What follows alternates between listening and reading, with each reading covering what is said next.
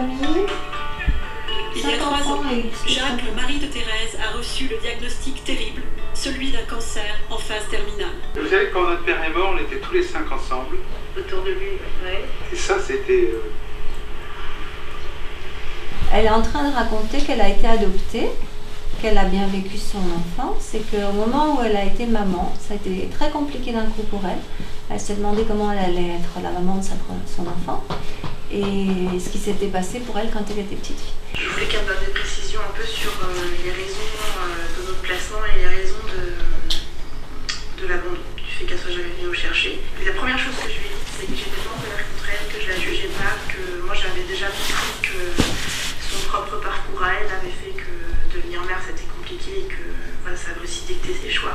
Des scénettes sur le thème de la communication dans la famille. Donc ils joueront les scénettes et ensuite on fera une partie où vous pourrez intervenir. Maman? Oui. Elle est où ma chemise noire avec les petits boutons jaunes là? À la lessive. Hein? Elle est à la lessive. Ah non mais j'y crois pas là. Bah quoi tu crois pas? J'ai fait exactement ce que t'as dit là. Quoi? Lundi j'ai mis devant la machine tout mon linge. On est samedi. Elle est pas lavé. Tu joues avec moi? Non mais tu m'as bien vu toi. Ah mais c'est bon, puis t'arrêtes de regarder mon Facebook. Hein, Arrête de parler à Thomas. Ouh. Maman, on a dit quelque chose? Quoi? De quoi il avait envie là avec sa mère et sa sœur? Voilà, de jouer avec sa sœur et d'être en famille, hein, d'être un peu en famille. Qu'est-ce qu'on pourrait proposer d'autre, messieurs, dames? Une activité commune à toute la famille. Oui. Donc pourquoi pas un jeu de société où on joue tous pendant la communauté, mais en commun. Le but est vraiment d'échanger et de se servir de votre expérience et de mon expérience pour que je puisse éventuellement vous amener des outils de communication. Et un des présupposés de la PNL, c'est qu'il n'y a pas d'échec, il n'y a que du feedback. Donc vraiment, moi j'appelle ça une loi. En PNL, on appelle ça un présupposé. Il n'y a pas d'échec, il n'y a que du feedback. Et si vous l'aidez à décortiquer ça et à savoir comment j'ai fait pour ne pas y arriver, bah vous allez voir que il y a des choses qui vont bien. Ok, tu as commencé à réviser, etc., etc. Et il y a un moment, il y a forcément un point où il y a eu une espèce de dysfonctionnement. Un point qui n'a pas fonctionné. À quel âge vous considérez l'adolescence? Jusqu'à quand?